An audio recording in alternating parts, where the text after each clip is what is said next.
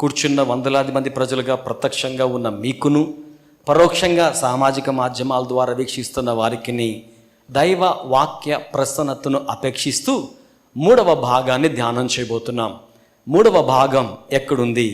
6వ వచనాన్ని మనం 2 భాగాలుగా ధ్యానం చేయబోతున్నాం.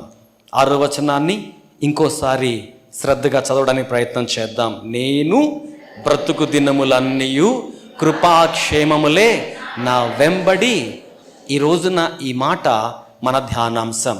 వెరసి 23వ కీర్తనను మన వ్యక్తిగత విశ్వాస ఆధ్యాత్మిక జీవిత సంబంధమైన పురోభివృద్ధి పదానికి సంబంధించిన మెట్లుగా మనం ధ్యానం చేస్తూ వస్తున్నాం. అందులో 3వ భాగానికి మనం వచ్చాం. ఈ భాగంలో వాడిన పదాన్ని, పదజాలాన్ని, పదప్రయోగాన్ని పదములకు, అక్షరాలకు పరిమితం చేయకుండా దాని వెంబడి దాగి ఉన్న భావాన్ని, దాని లోపల దేవుడు అమర్చి ఉంచిన సత్యాన్ని క్రోడీకరించే ప్రక్రియలో భాగంగా ఆ పదం ఇంకోసారి చదువుదాం. నేను బ్రతుకు దినములన్నీయు కృప క్షేమం నా వెంబడి వస్తాయని దావీదు అంటూ ఉన్నారు. ఈ కీర్తనకు కర్త పరిశుద్ధాత్మదేవుని ప్రేరణలో దావీదు అని నిస్సందేహంగా మనకు తెలుసు.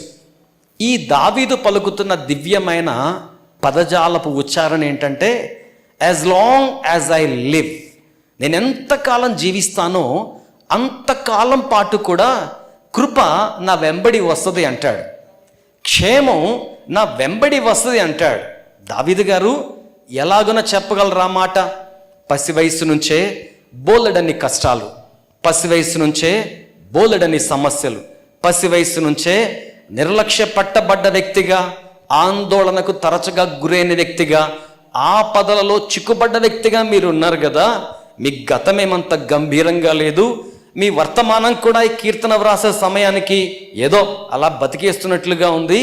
ఇక మీ జీవితకాలం గురించి మాట్లాడుతున్నారే, నా జీవితకాలం అంతయు కూడా దేవుని కృప నా వెంబడి వస్తుంది అంటున్నారు, దేవుని యొక్క క్షేమం నా వెంట వస్తుంది అంటున్నారు. దావీదు గారు ఎలా చెప్పగలరు ఆ మాట అని అంటే, ఇంకొక ఆవిష్కరణ మీ ముందు పెడతాను.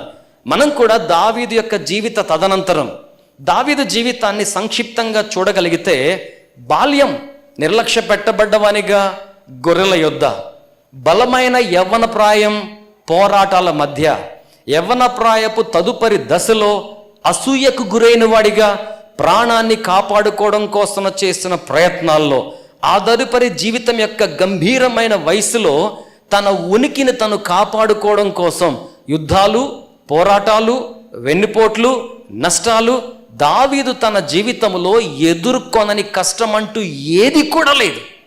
ఇట్టి ప్రమాదకరమైన ప్రయాణాన్ని కొనసాగించాడు. పోనీ జీవిత చరమాంకంలో ఏమైనా గంభీరంగా ఉండగలిగాడా అంటే సందేహం లేదు. చాలా గంభీరమైన జీవితాన్ని దేవుడానికి ఇచ్చాడు. కానీ అద్భుతమైన 2 కుమారులు ఉన్నారు దావీదుకు. ఒక ఆయన ప్రపంచ జ్ఞానుల్లో గొప్ప ప్రజ్ఞావంతుడు సొలొమోను. ఇంకొక ఆయన ప్రపంచంలో పురుషులకు అందాల పోటీ పెడితే ఏ మాత్రం సందేహం లేకుండా మొదటి స్థానంలో వచ్చేవాడు అబ్షాలోం. సొలొమోన్, అబ్షాలోం. ప్రపంచంలో అతి జ్ఞాని సొలొమోన్ తన కుమారుడే. ప్రపంచంలో అత్యంత అందగాడు అబ్షాలోం తన కుమారుడే. దావీదు రాజు బ్రతికుండగానే అత్యంత సౌందర్యవంతుడైన అబ్షాలోం దావీదును ఏడిపించటం చరిత్ర మనకు సువివరంగా చెప్తోంది. దావీదు తదనంతరం వారసత్వ సంపదగా రాజ్యంలో సింహాసనాన్ని అధిరోహించి సుఖంగా జీవిస్తూ పరిపాలన చేస్తున్న సొలొమోన్ దావీదు తరువాత బోలెడంత అపకీర్తిని నైతిక విలువల విషయంలో, ఆధ్యాత్మిక విలువల విషయంలో కూడగట్టుకుని దేవునిని బాధించిన వాడిగా ఉండిపోయాడు. సంక్షిప్తంగా లాంగ్ రన్లో, లాంగ్ షాట్లో దావీదు జీవితాన్ని ఇలా చూచినప్పుడు, ఇటువంటి పరిస్థితుల్లో ఉండియూ కూడా how can he do that statement? ఈ మాట ఎలా చెప్పగలడు? నా జీవితకాలం అంతయు దేవుని కృప, నా జీవితకాలం అంతయు దేవుని క్షేమం నా వెంబడి వస్తాయి అంటున్నాడు. దేవునికి స్తోత్రం కలుగును గాక. ఇలా ఊహిద్దాం, దైవరాజ్యం వెళ్ళాక దావీదు గారిని కలిసి, సార్ ఒక్క నిమిషం ఎలా చెప్పగలిగారు సార్ ఆ మాట అంటే, బహుశా దావీదు గారి జవాబు ఇలాగూ ఉండొచ్చు అని నా వ్యక్తిగత భక్తి జీవితాన్ని బలపరచుకోవడం కోసం ఊహించుకుని మీతో కూడా ఈ ముచ్చట చెప్తాను. బహుశా దావీదు గారు ఏమనొచ్చంటే, మీరు అడుగుతున్న ప్రశ్న ఏంటి, నా జీవితం అంతా సంఘర్షణల మధ్య సాగింది, నిజమే. మరి కృపాక్షేమ నా వెంబడి వచ్చాయని నేను చెప్తూ ఉంటాను. ఎందుకో తెలుసా? ఇన్ని సంఘర్షణల మధ్య నేను ఇంకా మీ మధ్య జ్ఞాపకాల్లో ఉన్నాను. దేవునికి స్తోత్రం కలుగునుగా. ఇన్ని సంఘర్షణల మధ్య నేను ఇంకా చరిత్రలో నిలిచే ఉన్నాను. ఇన్ని పోరాటాల మధ్య, అవమానాల మధ్య, ద్రోహాల మధ్య, వెన్నుపోట్ల మధ్య చరిత్రలో నా స్థానం సుస్థిరంగా ఉంది. ఇంత ఇరుకైన పరిస్థితుల మధ్య కూడా నేను దైవరాజ్యంలో మిమ్మల్ని కలుసుకోగలిగానే. ఇదే కదా దేవుని కృప అంటే, ఇదే కదా దేవుని క్షేమం అంటే. గొలియాతు చేతిలో నుంచి తప్పించబడ్డం, సింహము నోట నుంచి తప్పించబడ్డం, శత్రువుల బారి నుంచి విడిపించబడ్డం, స్థిరపరిచిన తర్వాత హెబ్రోను రాజధానిగా కొద్ది కాలం, యెరూషలేము రాజధానిగా మొత్తం కలిపి 40 సంవత్సరాల పాటు రక్తమూడ్చిన ఖడ్గంతో అలసిన దేహంతో జీవించటం, ఇది మాత్రమే కాదు క్షేమం. నా ఆత్మను కూడా భద్రపరిచాడు ఆయన, నా సాక్ష్యాన్ని కూడా కాపాడాడు ఆయన. మీ వాడుక భాషలో నా లెగసీని కూడా కాపాడాడు ఆయన. క్రొత్త నిబంధన క్రైస్తవ్యం యేసును దావీదు కుమారుడు అని పిలుస్తోంది. ఇది కదా క్షేమం, ఇది కదా కృప అని అంటాడేమో. ఎందుకు ఈ ఆలోచన నా మదిలోనికి నేను తీసుకున్నాను అంటే, పరిశుద్ధాత్మదేవుడు నాకు ఇచ్చిన 3 ప్రత్యక్షతలు లేక 3 శ్రేష్టతలు లేఖనంలో నుంచి మీ ముందు పెడతాను. ఈరోజు ఆలకిస్తున్న ప్రతి ఒక్కరికి ఇట్టి కృప దేవుడు ప్రాప్తింపచేయునుగాక. నా కృపాక్షేమం, దేవా నీ కృపాక్షేమం, నాకు వర్తింప చేయవలసిన కృపాక్షేమం నో డౌట్ నా వెంబడి వస్తాయి అంటూ ఉన్నాడు.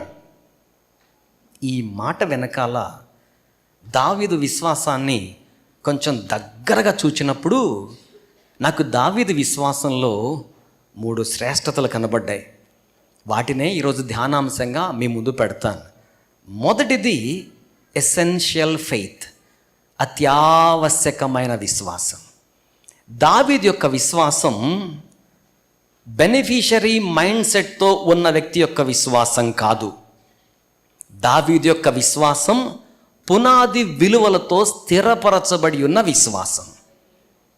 జరిగిన స్తోత్రం, జరగకపోయినా స్తోత్రం, ఆయన నాకు కాపరి.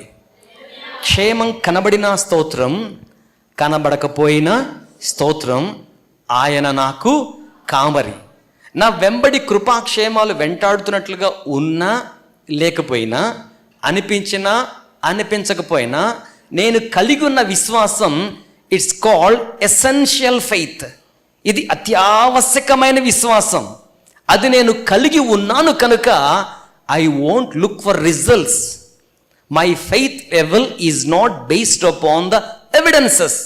నా విశ్వాసం రుజువుల మీద ఆధారపడలేదు. నా విశ్వాసం ప్రభు మాట మీద ఆధారపడింది. నా విశ్వాసం ఫలితాల మీద ఆధారపడలేదు. నా విశ్వాసం ప్రభు యొక్క ప్రసన్నత మీద ఆధారపడింది. అంచేతనే క్షేమమున్నా లేకపోయినా, ఉన్నట్టున్నా ఉండి లేనట్టు అనిపించినా, లేకపోయినా ఉన్నట్టుగా నేను భావించిన, I have that essential faith, అత్యావశ్యకమైన విశ్వాసం. దేవుని స్తోత్రం కలుగును గాక.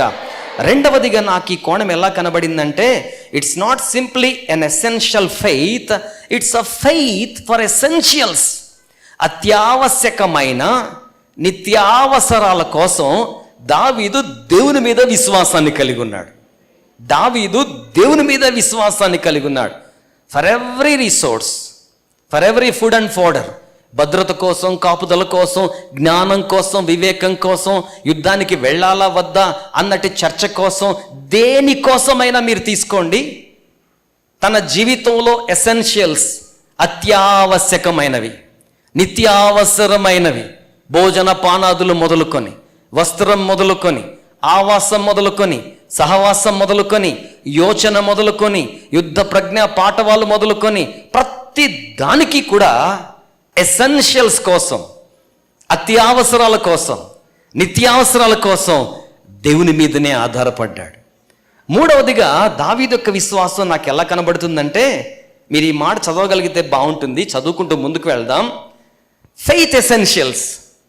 అసలు విశ్వాసానికి కొన్ని ప్రత్యేకమైన అత్యావశ్యకమైన లక్షణాలు ఉండాలి. ప్రతి వస్తువుకు, ప్రతి వ్యక్తికి, ప్రతి వ్యవస్థకు కొన్ని ప్రాథమిక లక్షణాలు ఉంటాయి.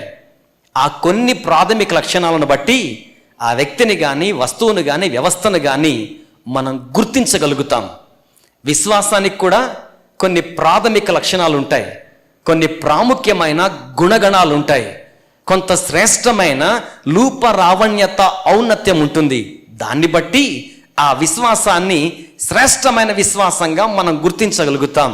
సో నా వెంబడి కృప వస్తుంది, నా వెంబడి క్షేమం వస్తుంది అన్నప్పుడు ప్రాథమిక స్థాయిలో కృప గురించి, ప్రాథమిక స్థాయిలో క్షేమం గురించి మాత్రమే కాకుండా ఇంత గంభీరమైన ప్రకటన దావీదు చేయడం వెనకాల దాగి ఉన్న దావీదు యొక్క శ్రేష్ఠ విశ్వాసాన్ని ధ్యానం చేయుటకు దేవుడు మనకు ప్రత్యక్షతను దయచేయునుగాక.